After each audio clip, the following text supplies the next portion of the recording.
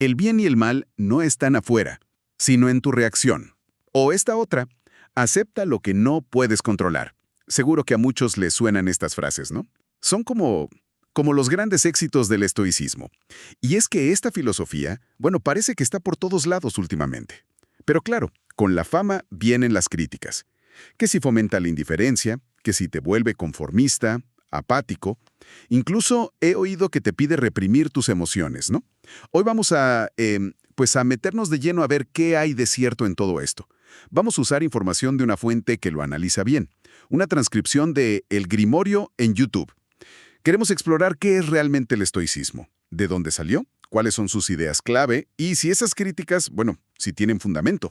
Vamos a desmenuzarlo. Sí, es un tema súper interesante y, como dices, muy de moda. Pero se habla mucho y a veces pues se queda uno en la superficie, ¿no? Repitiendo como frases hechas, sin entender bien el fondo. Así que sí, la idea es justo esa, ver las raíces, los principios de verdad y sobre todo aclarar esas malas interpretaciones, para tener una visión más clara, más fiel a lo que era originalmente. Perfecto, pues arranquemos por el principio. ¿Dónde, cuándo empezó todo esto? ¿Quién fue el primero, digamos? Pues mira, hay que irnos bastante atrás, a la antigua Grecia, siglo III antes de nuestra era, o sea, hace como 2300 años. Y la historia de cómo empezó es, bueno, bastante curiosa. Hubo un filósofo, Zenón de Sitio. Según cuenta la fuente, parece que perdió casi todo lo que tenía en un naufragio. Y bueno, llegó a Atenas y ahí empezó a compartir sus ideas, a enseñar en público. Órale, qué manera de empezar, ¿no? Perderlo casi todo y de ahí sacar una filosofía que dura, pues hasta hoy. Y el nombre estoicismo, ¿de dónde viene eso? ¿Por qué se llaman así? Eso también es interesante. Zenón y sus primeros seguidores se juntaban a platicar en un lugar muy específico de Atenas. Era la Stoa Poikilé, que básicamente era un pórtico, un portal techado y decolado que estaba cerca del centro, del ágora. Y Stoa pues significa pórtico en griego. Así que, aunque al principio les decían zenonitas por Zenón, la gente empezó a decirles los de la Stoa, o sea, los estoicos. Ah, claro, tiene lógica. El nombre viene del lugar donde se reunían. ¿Y esos primeros estoicos griegos en qué se enfocaban? ¿Cuáles eran sus temas principales? Al inicio, sus intereses eran bastante amplios, fíjate. Se metieron mucho con la lógica, desarrollaron sistemas complejos ahí, también exploraron la física, la metafísica, o sea, cómo funciona el universo, cuál es su naturaleza. Y claro, la ética. Pero aquí hay algo que la fuente recalca y es bien interesante. Aunque los griegos pusieron las bases, fueron los estoicos romanos, que vivieron como 400 o 500 años después, los que realmente como que profundizaron y nos dejaron los textos más conocidos sobre la ética estoica. Figuras como Séneca, ¿no? O Epicteto, que había sido esclavo, imagínate. Y hasta un emperador, Marco Aurelio. Sus escritos sobre cómo vivir bien, sobre la virtud, son los que más han pegado a lo largo de la historia. Entiendo. O sea que la parte más práctica, la ética, que es lo que más se discute hoy, como que agarró más vuelo y se conoció más gracias a los romanos. Y es fascinante ver cómo esa parte, la ética, se volvió el corazón del estoicismo que sobrevivió y que todavía nos dice cosas hoy. Porque después de los romanos, hubo un periodo largo donde el estoicismo como que se apagó un poco, ¿no? O bueno, sus ideas se mezclaron con otras corrientes. Se dice que influyó en el cristianismo medieval, por ejemplo, aunque a veces sin que se le diera el crédito directo. Pero luego, fíjate, tuvo un resurgimiento importante, sobre todo ya hacia finales del siglo XX. Un regreso. ¿Y eso cómo fue? ¿Cómo se notó? Pues de varias formas. Por un lado, sus ideas sobre cómo manejar las emociones y los pensamientos resulta que influyeron directamente en terapias psicológicas modernas, como las terapias cognitivo-conductuales, las TCC. Ahí se reconoce la influencia estoica. Y por otro lado, pues varios autores más actuales empezaron a redescubrirlo, a reinterpretarlo, adaptar esa sabiduría antigua para los problemas de ahora, ¿no? Con tanta velocidad, tanta incertidumbre que vivimos. Vale. Entiendo el recorrido histórico y cómo ha vuelto a sonar. Ahora, para entender bien esa ética que tanto ha influido, necesitamos como la base filosófica, ¿no? ¿Cómo veían el mundo los estoicos? ¿Qué pensaban del universo? Ellos creían que todo el universo, el cosmos, está, digamos, gobernado por una ley racional, una especie de inteligencia divina que está en todo. Le llamaban el logos.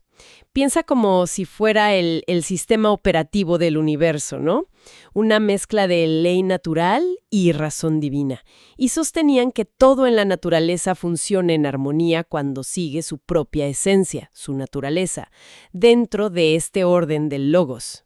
Ok, si todo tiende a la armonía, entonces, ¿de dónde sale el caos, el sufrimiento, lo que vemos como malo?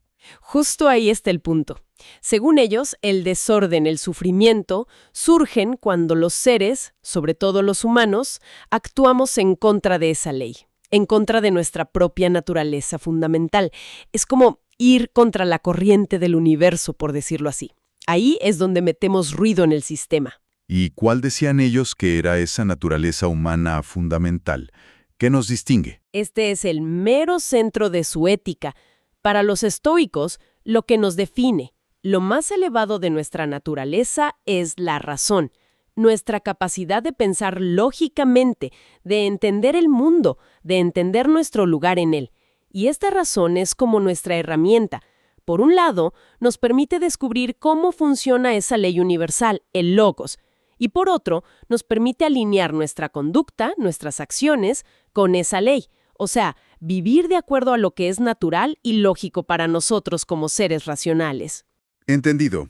La razón como guía para vivir en armonía. Y eso nos trae de vuelta a la ética, y a esa frase del inicio. El bien y el mal no están en las cosas externas, sino en cómo reaccionas. Esta idea causa mucha confusión.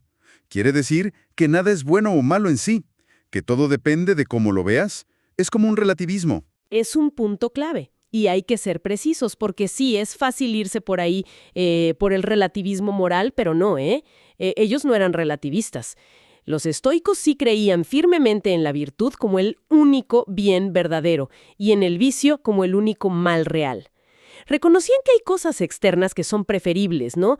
Como la salud, tener amigos, y otras que no son deseables, como la enfermedad o la pobreza. Pero argumentaban que esas cosas externas, que llamaban indiferentes, no eran buenas o malas en sí mismas, en el sentido moral último. Entonces, ¿dónde está lo bueno o lo malo de verdad según ellos? Está en nuestro juicio y en nuestra respuesta a esas cosas externas. Cuando actuamos contra nuestra naturaleza racional, o sea, cuando nuestros juicios sobre las cosas son incorrectos y nuestras respuestas emocionales son, digamos, exageradas o inadecuadas, basadas en esos juicios erróneos, ahí es donde generamos sufrimiento y actuamos con vicio. El mal moral está en la elección irracional, en la respuesta irracional, no tanto en lo que pasó afuera. Entiendo. El enfoque está en la respuesta interna, en que sea racional, que sea virtuosa. Exactamente. Por eso, la meta principal de la ética estoica es alcanzar el dominio de uno mismo. Buscaban la ataraxia, que es como la tranquilidad mental, y la apateia. Y ojo, apateia no es apatía como la entendemos hoy, de no me importa nada, sino más bien ausencia de pasiones perturbadoras, de esas emociones que te sacan de balance. Y esto no es magia, requiere entrenamiento constante, examinar tus pensamientos, tus emociones cuando surgen, y ver si son racionales, si corresponden a la realidad, si están alineados con la virtud. Y aquí es donde brinca la crítica de la represión emocional, ¿no? O de la apatía. Si buscas controlar tanto las emociones. Pero es que esa es una caricatura. De verdad, la fuente lo deja muy claro. No se trata de volverse un robot sin sentimientos o de negar lo que sientes. Los estoicos sentían alegría, amor, tristeza, como cualquiera. El objetivo no es borrar las emociones, sino gestionar activamente las que consideraban irracionales y dañinas por naturaleza. Esas que llamaban pasiones, como la ira sin control, el miedo que te paraliza, la envidia, la codicia. Creían que esas emociones nacen de juicios falsos sobre el mundo. ¿Y para qué buscar ese control sobre las pasiones? ¿Cuál es el fin? El propósito es doble y súper práctico, en realidad. Por un lado, mantener la mente clara, para poder identificar y resolver los problemas que sí dependen de ti, para poder actuar bien en el mundo. Y por otro lado, desarrollar la fortaleza interna para aceptar con serenidad, con calma, lo que no puedes controlar ni cambiar. La enfermedad, una pérdida, lo que hacen los demás, tu propia muerte. Se trata de enfocar tu energía en lo que sí depende de ti. Tus elecciones, tus juicios, tus acciones virtuosas. Ok, quedó más claro ese punto. La diferencia entre gestionar emociones dañinas y ser apático. Ahora, vayamos a la otra crítica fuerte. Esa idea de que el estoicismo te puede llevar a la pasividad social, al conformismo ante la injusticia. Porque si la clave es aceptar lo que no controlas, eso no te lleva a decir, pues ni modo, ante los problemas del mundo. Esa es, yo creo, la peor, la tergiversación más grave y más alejada de lo que realmente pensaban. La respuesta que encuentras en sus textos es un no rotundo. El estoicismo bien entendido no justifica quedarse de brazos cruzados frente a la injusticia. Para nada. ¿Y cómo argumentaban contra esa pasividad? ¿De dónde sacaban la base para la acción social? Aquí entra un concepto estoico súper importante, oikeisiosis. Es una palabra griega un poco difícil de traducir. Sería algo como apropiación o familiarización. La idea es que la razón humana, conforme se desarrolla, nos hace darnos cuenta de que tenemos una conexión natural no solo con nosotros mismos, sino con todos los demás seres humanos. Caemos en cuenta de que compartimos una naturaleza racional y que el bienestar de los otros nos importa, nos es propio, nos concierne. Es como la base filosófica de la empatía, de la solidaridad. O sea, que según ellos, la razón no solo sirve para el autocontrol, sino que nos muestra que estamos conectados con los demás. Suena potente, la verdad, pero quizá un poquito idealista, ¿no? ¿De verdad creían que la pura razón nos lleva a esa empatía global, viendo cómo somos a veces? Es una buena pregunta, sí. Y no creo que fueran ingenuos sobre las broncas humanas, ¿eh? Pero sostenían que esa capacidad para la oikeisis es parte de nuestra naturaleza racional, aunque muchas veces esté como tapada por la ignorancia o las pasiones. Y si conectamos esto con todo lo demás, esta oikeisis es el cimiento sobre el que construyen toda su idea de la justicia y la cooperación. Para los estoicos, vivir racionalmente implica necesariamente vivir de forma justa y cooperativa, porque somos seres sociales por naturaleza. Entonces, lejos de la apatía, la propia ética estoica exige un compromiso con la justicia. Así. Definitivamente. Exige actuar con justicia, con bondad y rechazar activamente la crueldad, la violencia, la indiferencia ante el sufrimiento de otros. Consideraban que esas actitudes negativas no son naturales, sino que vienen de la ignorancia, de no entender nuestra conexión y de la falta de dominio sobre las pasiones irracionales. El verdadero sabio estoico para ellos tiene que ser justo, no hay de otra. Recuerdo que la fuente mencionaba ejemplos históricos para apoyar esto, ¿verdad? Sí, y son ejemplos muy fuertes de compromiso cívico y ético. Mencionan a figuras como Catón el Joven, famoso por oponerse firmemente a la tiranía de Julio César, o el mismo Séneca, que fue tutor de Nerón, aunque su vida fue complicada, en sus escritos defiende la clemencia, la responsabilidad social, y ambos, Catón y Séneca, enfrentaron la muerte por defender sus principios. Así que bueno, difícilmente se les puede acusar de conformistas o de apáticos sociales. Sus vidas y sus muertes muestran que la virtud estoica implicaba acción y resistencia ante la injusticia. Vale. Queda desmontada la crítica de la apatía social si entendemos bien la oikeiosis y la importancia de la justicia. Pasemos a otro punto que a veces causa ruido. La postura estoica ante la muerte. Las posesiones, incluso los afectos, las relaciones, promovían un desapego tan radical que pudiera parecer frialdad o indiferencia. Es un punto delicado, sí. Primero, hay que decir que los estoicos valoraban la vida, apreciaban la naturaleza, las relaciones humanas, no eran gente que rechazara el mundo. Pero sí insistían mucho en aceptar la muerte con calma, ¿no? Correcto, porque la muerte, igual que la enfermedad o perder algo, es un fenómeno natural e inevitable. Cae de lleno en la categoría de cosas que no podemos controlar. Entonces, desde la lógica estoica, la respuesta racional es aceptarla con ecuanimidad, con serenidad, como parte del ciclo del universo ordenado por el logos, sin enojarse inútilmente, sin angustiarse de más. Y eso llevaría a no aferrarse demasiado a las cosas de la vida, supongo. Exacto. Eso lleva a practicar el no apego, a no desarrollar un aferramiento ansioso, ni a las cosas materiales, ni a la fama, ni a los placeres. Ni siquiera, y esto es lo que más nos cuesta entender y practicar, creo, a las personas que queremos. Ah, ahí está el meollo. No apegarse a los seres queridos no es, en la práctica, una forma de frialdad, de no amar de verdad. Suena lógico en papel, pero llevar eso a la vida real con la gente que quieres, híjole, eso sí parece un reto mayúsculo. Totalmente. Es quizá el aspecto más contraintuitivo y más exigente del estoicismo práctico. Y aquí es crucial la aclaración que hace la fuente. No apegarse no significa no amar. Los estoicos valoraban muchísimo la amistad, el amor de familia, las relaciones en la comunidad. La diferencia está en amar en libertad. Amar en libertad. ¿Qué quiere decir eso exactamente? Y es decir, amar sin esa carga de ansiedad posesiva que tiene el apego. Porque quien se apega, en el fondo, está tratando de controlar lo incontrolable, ¿no? Busca como garantizar que la otra persona siempre esté ahí, asegurar que siempre te quiera igual, evitar a toda costa la posibilidad de perderla. El amor estoico, en cambio, busca estar libre de esa necesidad de controlar. Es un amor que aprecia, que cuida, que respeta al otro como alguien independiente, pero reconociendo al mismo tiempo que todo es pasajero, incluidas las relaciones.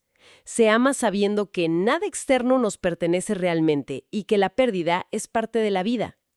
Y esto, claro, nos deja pensando mucho sobre qué entendemos por amor y cuánto de eso es necesidad de seguridad o de control, ¿no? Entiendo la diferencia.